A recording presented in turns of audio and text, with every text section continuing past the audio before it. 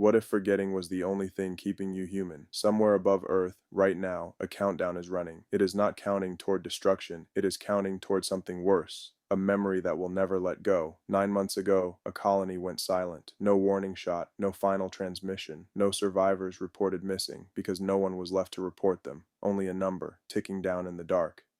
By the end of this episode, you'll understand why a father's forgiveness became the most dangerous weapon in the solar system, and why one woman was never allowed to have it. Every choice has a cost. Every memory kept is a memory someone else was forced to carry instead. Before tonight is over, you'll meet two sisters born from the same impossible decision. One built from everything we chose to forget, the other built from everything we were never permitted to let go of. Stay with me. This is episode 9, The Colony That Remembered. Mars colony Aster had been silent for 9 months. No distress call, no evacuation, no bodies, only the countdown, 72 hours. Lena revealed that Aster was founded by people who rejected memory editing.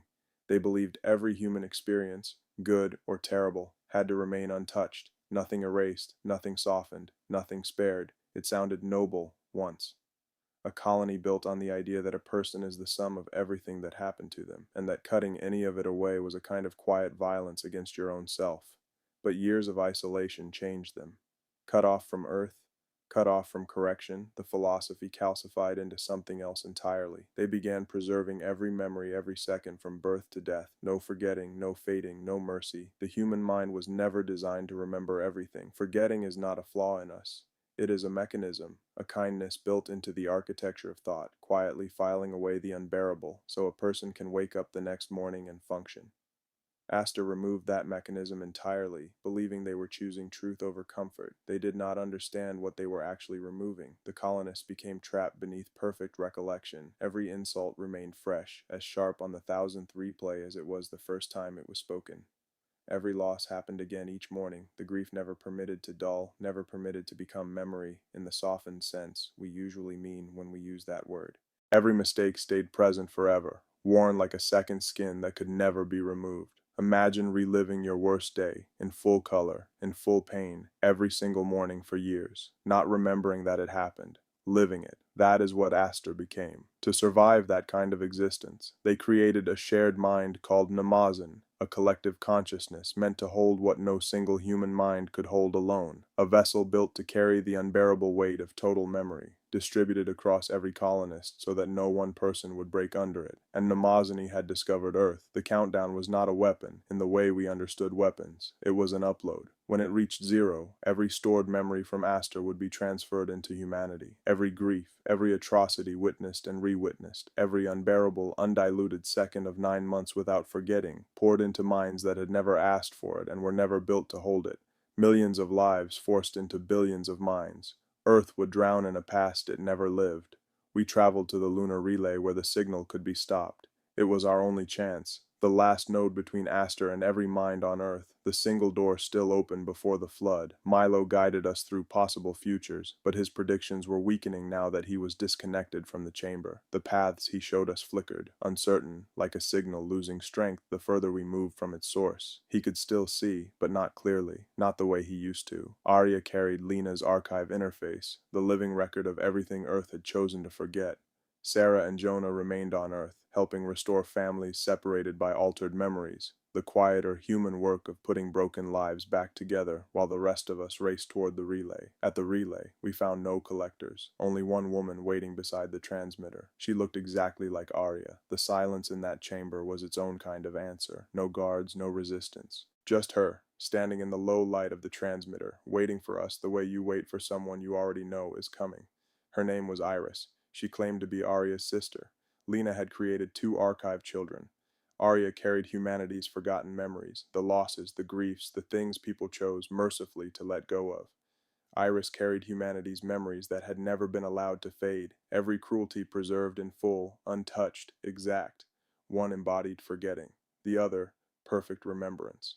Iris believed Earth had used forgetting as an excuse to repeat every cruelty in history, that every war fought twice, every injustice repeated, every apology offered without real understanding was made possible because people were allowed to forget how bad it had truly been. If they remember all of it, she said, they can never pretend again. There was no anger in her voice when she said it. That was the terrifying part. It wasn't rage. It was conviction, cold and total, the kind that doesn't need to shout because it has already decided it is right. Aria argued that memory without distance became torture, that remembering everything was not the same as understanding it, that a wound kept perfectly fresh forever was not wisdom.